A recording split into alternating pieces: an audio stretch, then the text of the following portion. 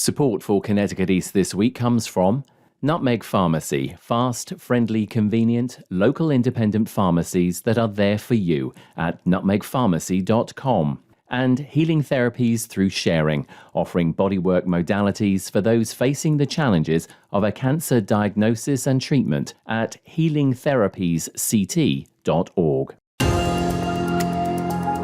They've been around for 150 years, providing financial support to local people and businesses. We talked to Jewett City Savings Bank on their milestone birthday and what the future holds for them and the banking industry.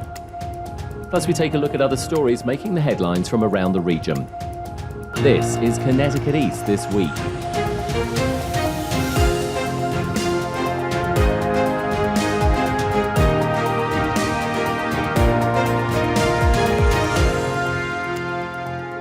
Hello, I'm Brian Scott Smith. Banking, like so many other industries, is continuing to go through massive changes. Although we may still use cash and checkbooks, these are slowly being replaced with more technological ways to receive and send money and pay for things, from our utility bills to that morning coffee with our smart devices and phone apps. But it seems not all is lost or completely changing for one local bank, who are celebrating 150 years in business and still going strong. I sat down with Michael Alberts, CEO and President, and Diana Rose, Senior Vice President of Jewett City Savings Bank, for a catch-up on all things financial. You're both welcome. Thank you, Brian.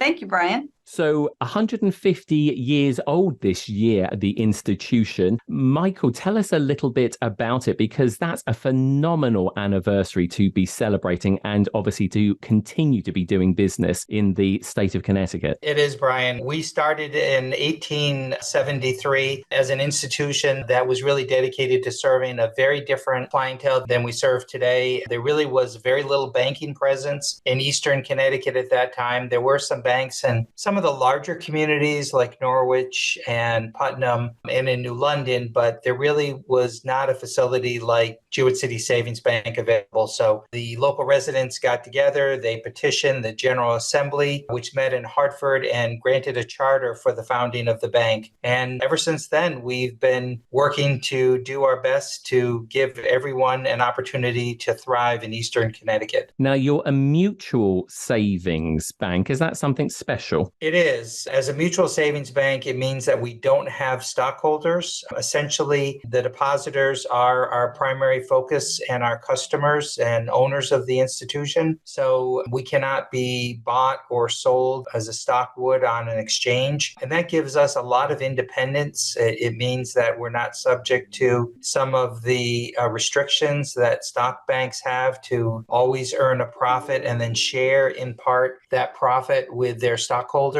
As a result, we're able to take the earnings that we achieve and invest it both back into the bank and invest it into the community, both in outright gifts and also in gifts to our Jewett City Savings Bank Foundation. That's quite a nice thing to hear, because it's so unusual these days to come across financial institutions which don't have like stakeholders who they have to answer to, and to be able to know that, you know, nobody can buy you. That puts you into like probably into like the elite group of financial institutions, because we've seen so many of the banks here in Connecticut across the state slowly being eaten up by the big conglomerates. We have, now nationwide, there are less than 5,000 independent banks that are out there that are looking to serve their various clientele. And that number has been reduced from more than 10,000 less than 15 years ago. So the consolidation in the industry is very real, and it's a result of a lot of different factors. One is competition from non-traditional sources, but also the need for us as bankers to become more efficient is very, very critical. So we're always looking for new ways to do things and to become more efficient in the delivery of products and services to our customers. Another question, obviously, about banking sort of like industry. How competitive has it become now, and how challenging has it also become? Because you've just touched upon about the fact that, you're in this like enviable position that obviously you still have to make money, of course, as a business, but you do have that protection being the mutual. But I mean, I'm guessing there's still challenges to get customers and businesses to come to your organization. Every day, Brian, is an effort to remain relevant. We have to make a claim to getting the trust and confidence of our customers, whether they're individuals that are opening up a regular deposit account at one of our offices, or whether they're a commercial loan customer or a prospective customer. We have to reach out and make sure that they understand that, that we believe that we can deliver value to them, and then we have to deliver it. So there are a lot of new competitors in the form of fintech organizations that have eaten away at the basic core of what many banks do. So for example, on the consumer mortgage side, the residential mortgage side, there are many people who really look first to some organizations to get their exposure to a mortgage. And we have to make sure that we let them know that,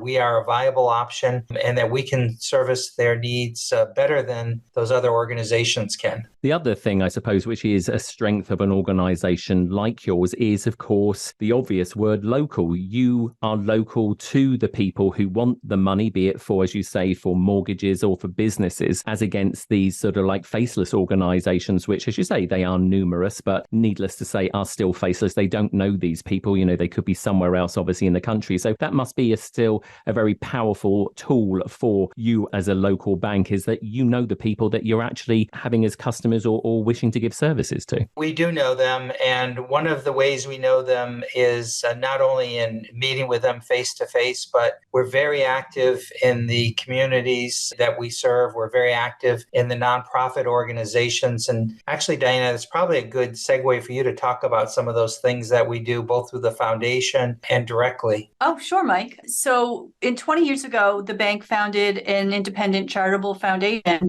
and through donations, the bank is able to transfer assets to the foundation. And then annually, we provide grants to local nonprofit organizations that serve residents within our market area. And a lot of those recipients are the local food pantries, the libraries, a lot of organizations that serve residents across the board, and a lot of residents in need. And those are the types of organizations that we focus on. And in addition to that, we have a lot of our employees who actually donate their own time on the weekends or after work and actually volunteer with a lot of these organizations. And we participate in community events. So not only can you see us in the branch when you're doing your transaction, but you can see us at the local festival handing out freebies to everybody who comes by and playing games with kids and having craft activities for families. And those are just some of the things that we do that you won't see some of the big national and mega banks do. Diana, I want to stay with you as well, because I know you've been with the bank for quite a length of time. Your career spans a number of years. What sort of have been some of the biggest changes that you would say you've seen over the time that you've been there and continue to obviously be at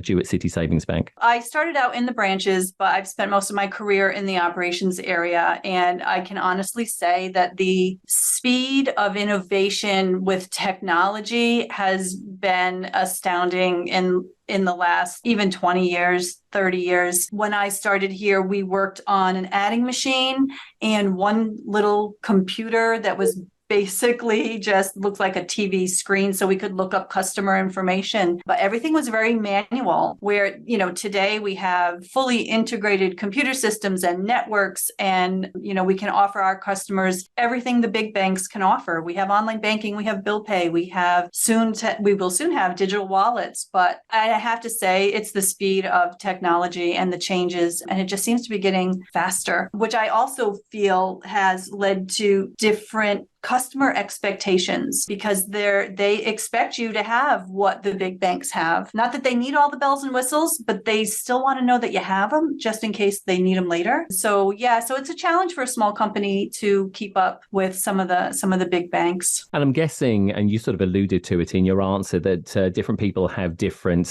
requirements from the bank. Is it a case of, some of the older customers, still like to come into the bank, obviously interface with members of staff and do their transactions transactions face to face, where maybe some of the younger people like to use the apps and do their stuff a little bit more remotely? And what are you sort of like seeing, in your customer and your business demographic when it comes to their wants and their needs for services? Absolutely. You kind of hit the nail on the head there. So our older customers, and because we're a savings bank, we do have a large customer base that's more mature. They do prefer to come into a branch and look at you face to face and handle their financial, transactions and questions with a person that they know and that they trust. So that's, I think, one of the areas where we provide exceptional customer service, and being local is an advantage. On the other hand, we do have to invest in the technologies that the younger demographics are looking for, because if we don't have it, they will go somewhere else, and we have to capture that customer base too. We have to remain relevant so that we can survive for the next 150 years. And what about some of the businesses as well? Because I'm guessing they've got, so like different wants and needs these days as well, because, maybe not only from their requirement of a financial institution, but because,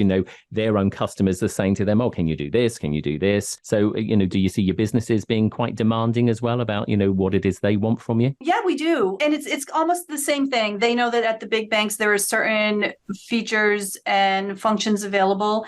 And I think sometimes there's this misconception that because we're a small bank that we can't offer some of those more sophisticated services, but it's actually not the case. We have really developed our line of commercial products and services, not only on the commercial lending side, but also on the commercial deposit and cash management side. And we now handle a number of very large commercial customers in our market area. And I think they're pleasantly surprised by the level of service that we're able to provide to them. I was going to say, obviously we're not going to get you to name your customers because that's privileged information. But yeah, although you are a local bank dealing with these local organizations, I think many people forget that we have some really big companies, dotted all around Eastern Connecticut. And of course, they need banking and financial services. They do, Brian. And I would add to Diana's comments that one of the things that gives us a lot of strength and really sets us apart from other financial institutions is that a bank of our size, I can actually go out as the president and CEO and meet with our senior commercial loan officer and our chief credit officer, and we can be face to face with the owner of a business or be with the CFO of an enterprise in a way that the bigger banks just can't provide that level of exposure. And it's very, very telling when a community bank presence can be made like that. And you can see that our customers or prospective customers really get the difference. They really understand at that point that we can bring to bear, all of the products and services that Diana was mentioning in a way that other folks at much larger institutions can't deliver. They just can't deliver that access to the highest level of leadership in the organization. And does that mean obviously a lot to you as well, Mike, as obviously the president and CEO, to have that ability to get out and about and interface, more directly with your customers? Well, it does. I think that most of the senior management team actually enjoys it when I'm out of the bank meeting with customers. I have been a commercial loan officer for most of my career, so I really enjoy getting out, meeting customers,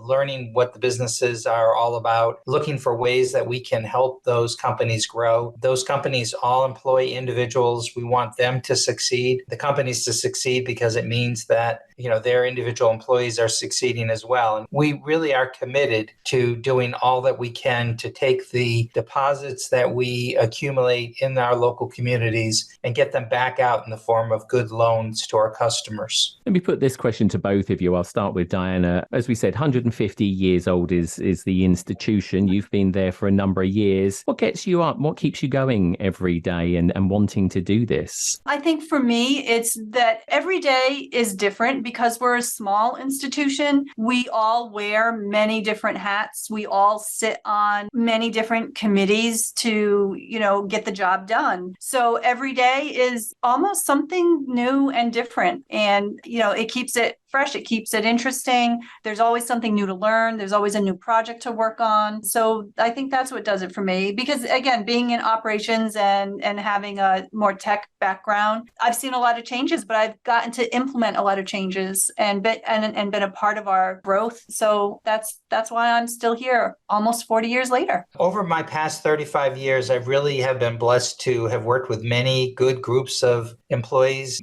at different institutions. But I do have to say that the team that I work with at Jewett City Savings Bank, Brian, is really the best team that I've worked with in my career. We have a very strong, top-notch group of people that are very committed to the ideals of what mutual banking is all about. They get it. They understand that, we have a need to serve our community and we can do it in a way that other banks can't do. So it really is sort of a virtuous cycle if you think about it. I mean, we make good loans, customers pay us back, we take some of those profits, we reinvest it into the bank in the form of expansion. And we have expanded the bank with 2 new branches over the past 4 years. And we also reinvest in our foundation. The foundation money goes back into the community. And so people really have the benefit of knowing that our commitment to the community is really multifaceted. It's to the companies, it's to the individuals that live in the area, it's to the nonprofit organizations, it's to the first responders who often are the beneficiary of our grants. So we give a lot of money to fire departments, to the different ambulance corps, to food pantries. We really are committed to that. That's not just something we put down on a piece of paper. It's really the creed that we live by. And our board of directors are business owners and professionals that are in the community, and they're just as committed for us to remain independent as we are. If I think I heard you right, you said you'd opened up a couple of branches recently. If I did hear you correctly, that's unusual as well, because we're always hearing about banks closing branches down. Tell us about that.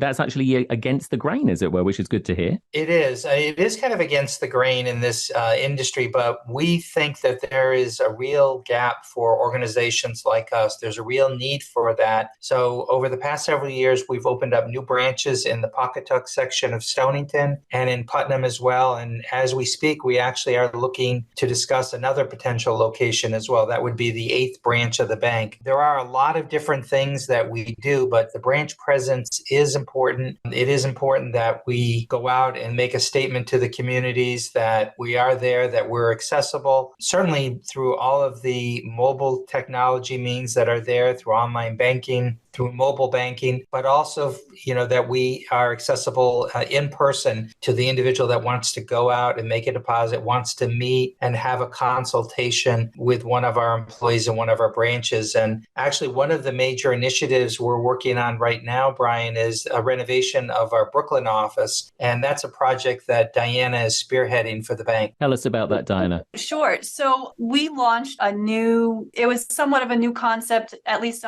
in New England, of redesigning traditional bank branch lobbies. So we are eliminating the old-fashioned teller line that, you'd walk in and that was front and center in the bank, and you'd wait in line and you'd stand at a window to have your transactions done. And if you needed anything more than to cash a check, you had to go and sit with someone to open a new account or deposit to an IRA or ask a question. So we're moving to more floating workstations. So it's more of it's a desk. It's a more personal transaction zone, and you get to sit with that person, and that person is more of a universal banker. So they can cash that check for you. They can make your IRA contribution for you. They can talk with you about any issue, problem, question that you have about your finances and your accounts. So there's no more handing off of a customer from one employee to another employee who only specializes in one thing. And so we've done that now with 4 of our branches, and Brooklyn will be our 5th branch to undergo the transformation. I think at the end of the day, and even though we're talking today over technology for this interview rather than actually at one of your bank offices, but I think people do still like to see somebody, don't they? And also, this is one of the most important things in our lives, is our finances. And to be able to actually do that with a person, it shows that is clearly what people still want. It definitely is. And I have to say, we were a little bit nervous when we we decided to embark on this transition. No other financial institution in our area had done it, but we did our research and we did our homework, and we had a transition plan, and our customers absolutely love it. At first, there may have been some apprehension about sitting with the person, that they were taking up too much time. But again, because the demographics have changed and a lot of customers are doing the standard transactions, just the basic transactions using technology now and doing things electronically, it gives our staff more time to do the face-to-face with the customers who need that extra one-on-one service. I think it's a great experience for customers and for our staff. They don't feel rushed. They can sit with a customer and take as long as it takes to help them. Well, it's been great talking to you both. And as we say, congratulations and happy 150th birthday to Jewett City Savings Bank. You're clearly doing something right and continuing to do something right, obviously, with the expansion rather than the reduction, which people who listen to this will be very glad to hear. And you never know, you might be getting a few new customers once they know that obviously there is a bank that actually still cares about people. It's been great talking to you both, and thank you for sparing us the time. Mike Alberts, President and CEO, and Diana Rose, Senior Vice President of Jewett City Savings Bank. Thanks for joining us. Oh, thank you, Brian. And to find out what locations, services and resources Jewett City Savings Bank has on offer for individuals and businesses, visit their website at jcsbank.com.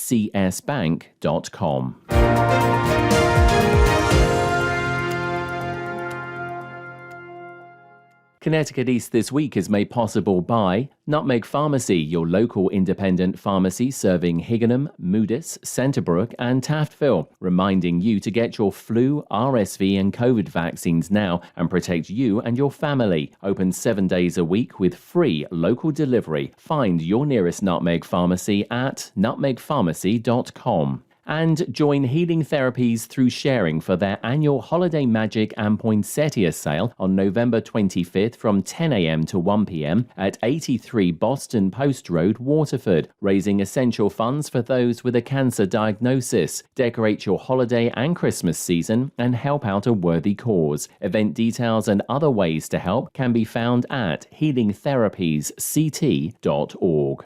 Substance use disorder and addiction is so isolating. And so, as a Black woman in recovery, hope must be loud. It grows louder when you ask for help and you're vulnerable. It is the thread that lets you know that no matter what happens, you will be okay. When we learn the power of hope, recovery is possible. Find out how at startwithhope.com. Brought to you by the National Council for Mental Wellbeing, Shatterproof, and the Ad Council.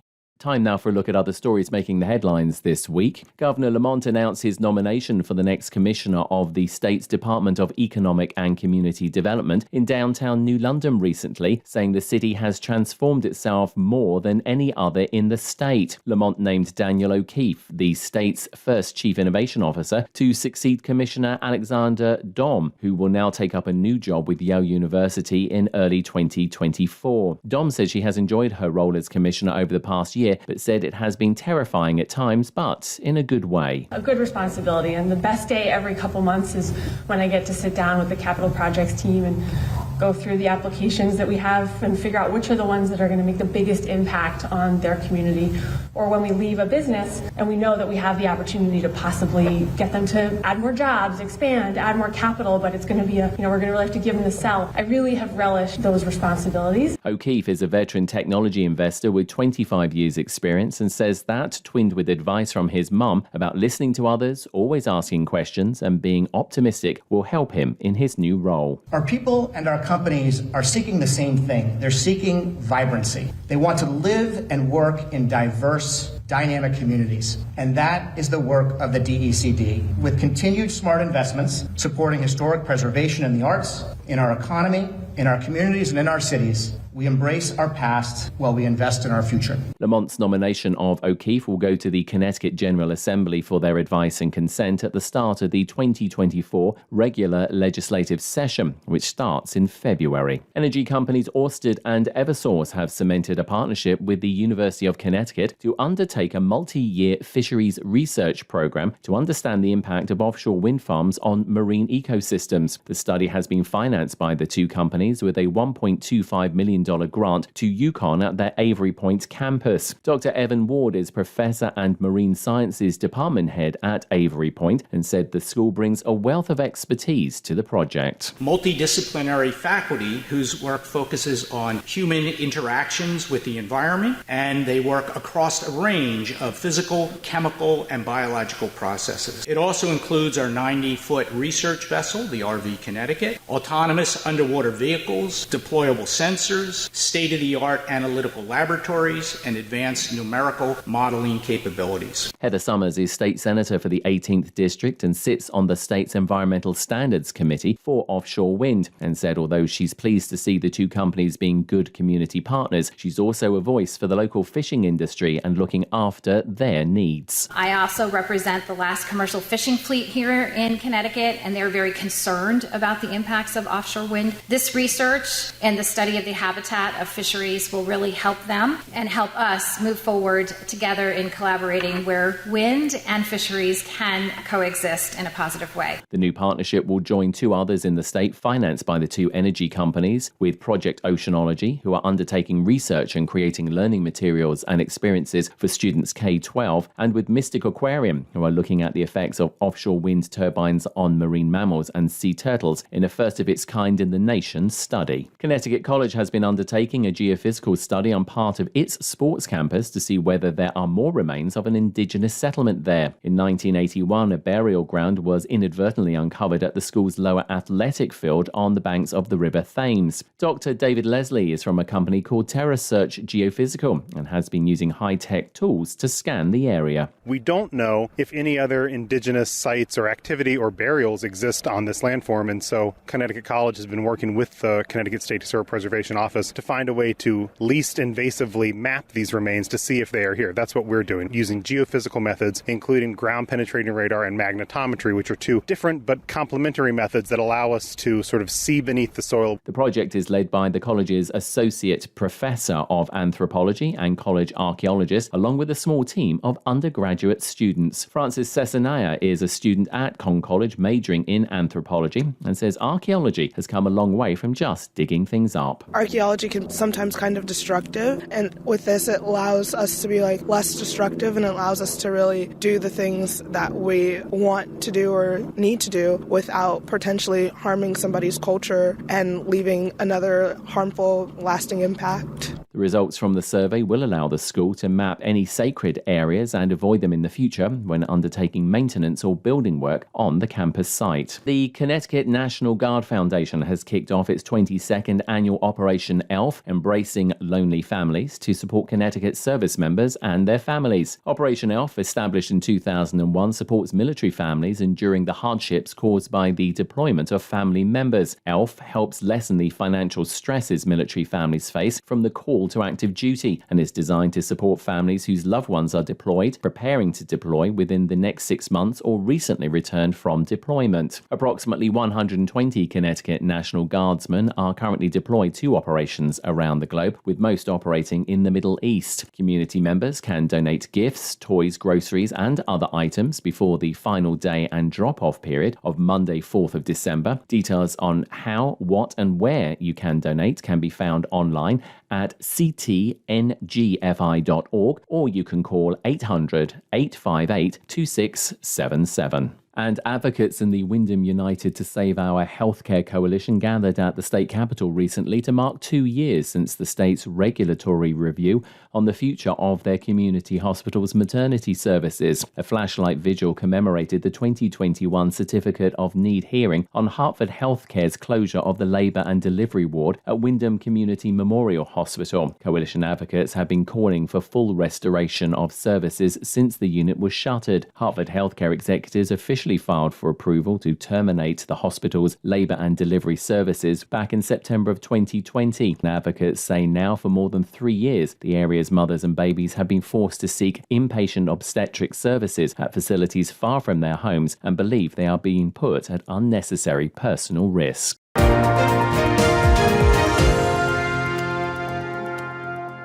That's all from us for this edition. Do send us your questions and story ideas to the show via our website at connecticut-east.com or Facebook or Twitter at Connecticut East and on Instagram at Connecticut East This Week.